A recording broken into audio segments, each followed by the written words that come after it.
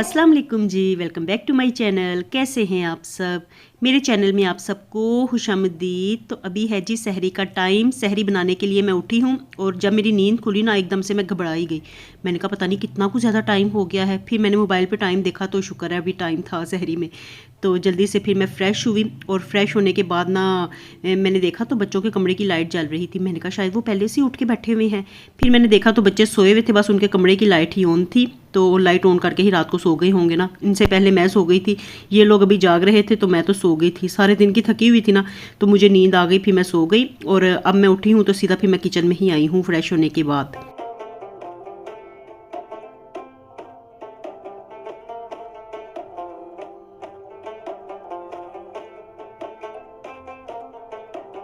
तो चलिए जल्दी से पराठे बना लेते हैं। अभी वैसे ना आज मेरा कुछ खाने को दिल नहीं चाह रहा सहरी में।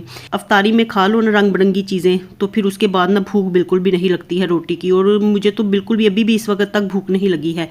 तो बस मैंने ना बच्चों के लिए पराठे बनाने लगी हूँ और ख़ुद मैं हल्का फुल्का ही कुछ खाऊँगी सहरी में। आज मैं अपने लिए पराठा नहीं बनाऊँगी। तो बच्चों को साथ साथ मैं आवाज़ें दे रही थी। मैंने कहा उठ जाओ। उनको मैं वैसे कमरे में जाके भी ना आवाज़ें दे आई थी। रीबा को भी कह आई थी, मैंने कहा जल्दी से उठ जाओ, टाइम आज शॉर्ट है। तो थोड़ा सा लेट ही हम लोग आज उठे थे। तो फिर बच्चों से मैं पूछ के आई थी, मैंने कहा क्या खाना है, तो कहने लगे एग पराठा हमने खाना है। तो बस मैं वही ना उसी की ही तैयारी कर रही हूँ, बल्कि तैयारी क्या मैंने बना ही लिया है। तो बस फेंट के अंडा ना मैं इस तरह से पराठे के अंदर डाल के तो ये एग पराठा बना लिया करती हूँ। ये ना इस तरह फटाफट से बन जाता है। तो चलिए ये पराठे बनाते हैं, साथ साथ बच्चों को देते हैं, वो गरम गरम खा लें। आज उनकी भी नींद नहीं खुल रही थी, तो मैंने कहा चलो आओ पराठा तो खाओ अपना, और उसके बाद फिर थोड़ी देर में ही अज़ान हो जाएगी, नमाज़ पढ़ के तो फिर सो जाना। चलिए यहाँ पे पराठे बन गए हैं और ख़ुद अपने लिए भी मैं हल्का फुल्का ये खाने लगी हूँ जी। मैंने ब्रेड पे लगा ली थी मायनीज़ और साथ में दूध का कप ले लिया था। तो बस यही हमारी हल्की फुल्की सी सहरी है।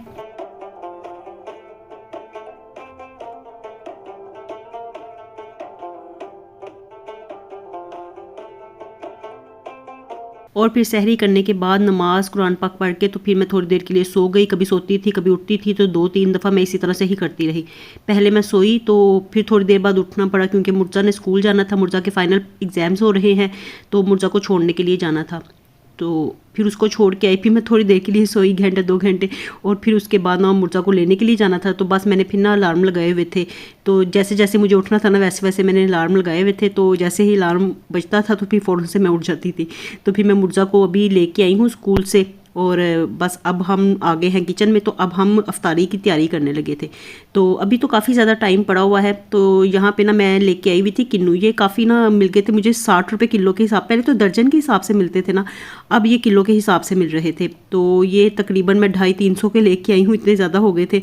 तो मैंने कहा इनको ना फटाफट से आज ही ख़त्म करते हैं। इनका ना हम बना लेते हैं जूस, और फ्रेश जूस ही आज हम पियेंगे। तो यहाँ पे मैंने हनान को लगाया हुआ था कट करने के लिए, और हनान को मैं कह रही थी ना तो रीबा कहने लगी मैं निकालूंगी जूस ना। तो ये मशीन के साथ निकालना सारे बच्चों को ही ना ये अट्रैक्ट कर रही थी मशीन। तो कभी हनान कहता था मैं निकालूंगा जूस, और कभी यहाँ पे देखिए मुर्जा भी खड़ा हुआ है।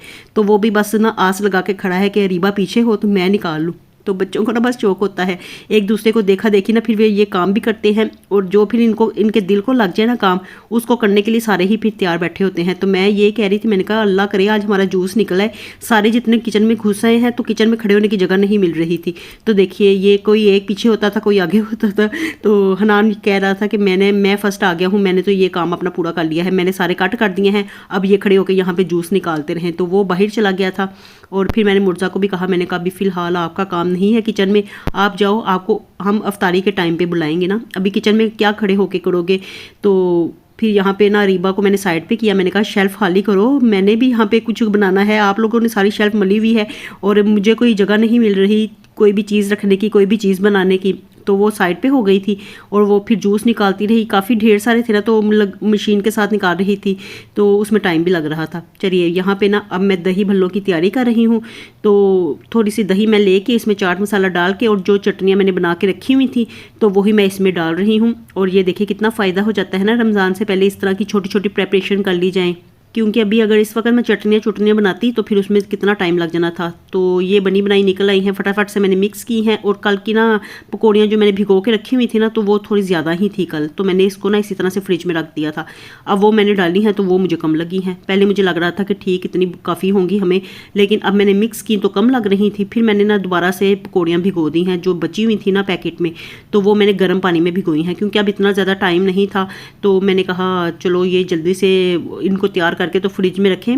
आजकल ना ज़रा हल्की फुल्की ना ठंडी ठंडी चीज़ें अब अच्छी लगने लग गई हैं, मौसम बदल गया है ना, हल्का हल्का बदल रहा है। अब तो मुझे गर्मी भी लगने लग गई है, किचन का थोड़ा सा भी काम करो ना अब गर्मी लगने शुरू हो जाती है।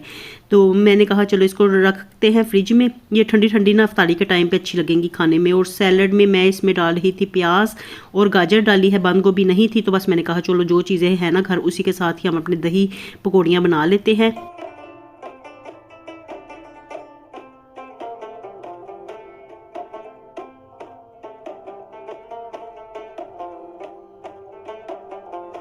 चलो ये तो बन गई हैं।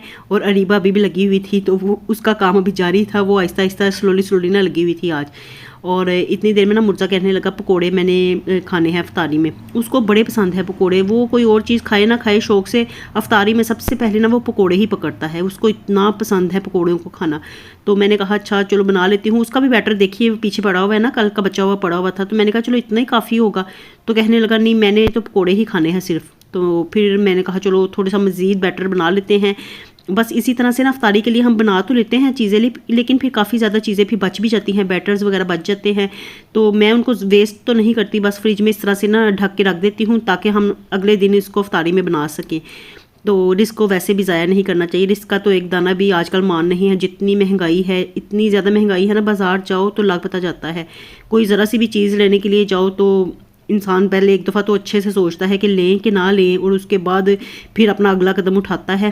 तो इसलिए ना रिस्क की जितनी हो सके ना कदर करें। ये हम लोगों को तो मुयस्सर है, पता नहीं कितने लोग दुनिया में हैं जिनको मुयस्सर ही नहीं है। तो अल्लाह ताला सबके रिस्क में इजाफ़ा फरमाए और सबके दस्तरखानों को कुशादा करे।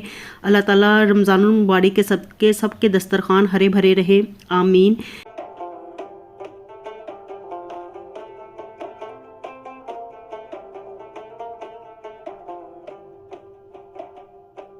चलिए जो जो चीज़ें हमारी तैयार होती जा रही थी ना, उसको मैं फ्रिज में घुसाती जा रही थी, क्योंकि आजकल मेरा तो दिल चाहता है अब ठंडा ठंडा ना, पानी भी ठंडा ठंडा पीने को दिल चाहता है। और जूस भी मैं रख रही थी फ्रिज में ठंडा होने के लिए। और फ्रीज़र से मैं निकाल लाई थी समोसे जो मैंने रमज़ान से पहले बना के रखे थे, तो वही हम लोग आज फ्राई करेंगे। तो चलिए हल्का फुल्का किचन में काम करने के बाद मुझे तो इतनी गर्मी लगी ना, मैंने आपको कहा ना मौसम बदल गया था, तो अब ना मुझे गर्मी लग रही थी। मैंने कहा ये करते रहें किचन में काम, बच्चे लगे हुए थे, तो बस उनका ना जूस की तरफ ही ध्यान पड़ा हुआ था, तो वो लगे हुए थे। मैंने कहा चलो उतनी देर मैं तो थोड़ी देर बाहर टेरेस में ज़रा हवा लेके आती हूँ, ताज़ा हवा। तो वही मैं इधर ना टहल रही थी। तो अब बच्चे निकल गए थे सारे किचन से बाहर, और मैंने कहा चलो अब मैं ना पकोड़े तलना शुरू कर देती हूँ। कल भी ना टाइम के टाइम हम लोग फ्री हुए थे, बिल्कुल एंड टाइम पे ना अफ्तारी के वक्त। तो अब इस वक्त था काफ़ी ज़्यादा टाइम, आधा घंटा था तकरीबन। तो मैंने कहा तलते तलते ना चीज़ें इतना ज़्यादा टाइम लग ही जाता है, तो क्यों ना आज मैं टाइम के टाइम ही जो चीज़ें तलने वाली हैं तो उनको तल लूँ। तो ये बस एक दो दिन का ही शौक़ है हम लोगों का, इसके बाद हम लोगों ने कोई नहीं ये चीज़ें बनानी, क्योंकि ये सारी चीज़ें खा लो ना फिर ज़रा सी भी भूख नहीं लगती है रोटी की। और मुझे तो आज मेरा इतना दिल चाह रहा था कि रोटी खाऊं।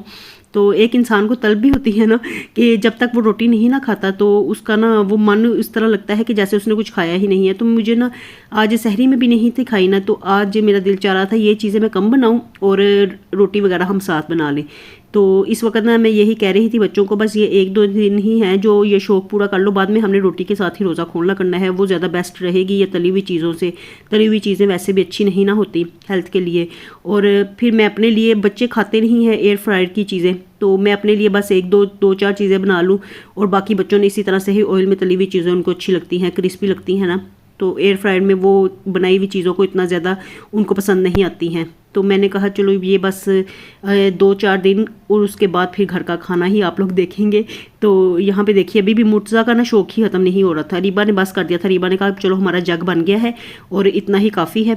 और उसके बाद जो बच गए थे ना कट किए हुए पड़े हुए थे, तो वो हम अफ्तारी के बाद अब करेंगे। अभी किसी की इतनी हिम्मत भी नहीं हो रही थी, कितनी देर को तो हम लोग ये जूस के पीछे बच्चे पड़े हुए थे, तो अब ना बारी बारी सबका दिल भर गया था। तो ये देखिए मुर्तज़ा भी अब ट्राई करने की कोशिश कर रहे हैं। इसने कहा मेरी बारी आ गई है। मैं इसको कह रही थी अफ्तारी के बाद करेंगे, अभी रुक जाओ, लेकिन बस उसको शौक चढ़ा हुआ था। उसने कहा आप इधर की तरफ ये चीज़ें तलती नहीं और मैं इधर की तरफ ये जूस निकालूंगा। तो मैंने कहा चलो यहाँ पे खड़े होकर तुम शौक पूरा करते रहो साइड पे।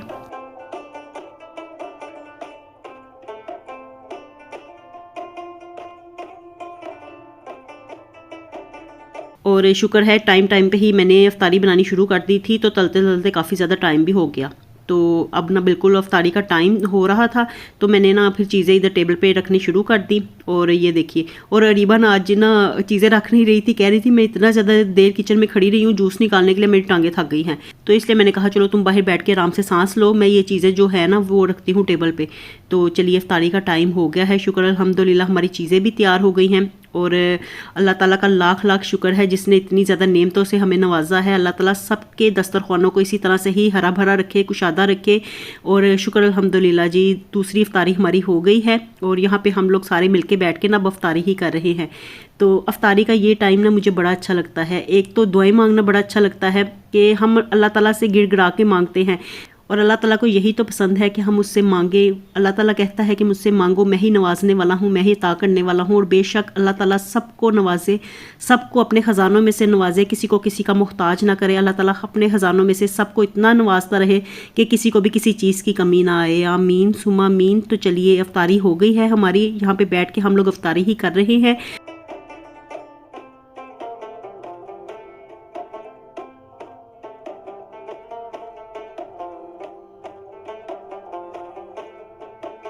तो चलिए जी, यहीं तक था मेरा आज का व्लॉग। मिलती हूँ आपसे दोबारा नई वीडियो के साथ। खुश रहिए जी, आबाद रहिए, अपना बहुत सा ख्याल रखिएगा। अल्लाह हाफिज़।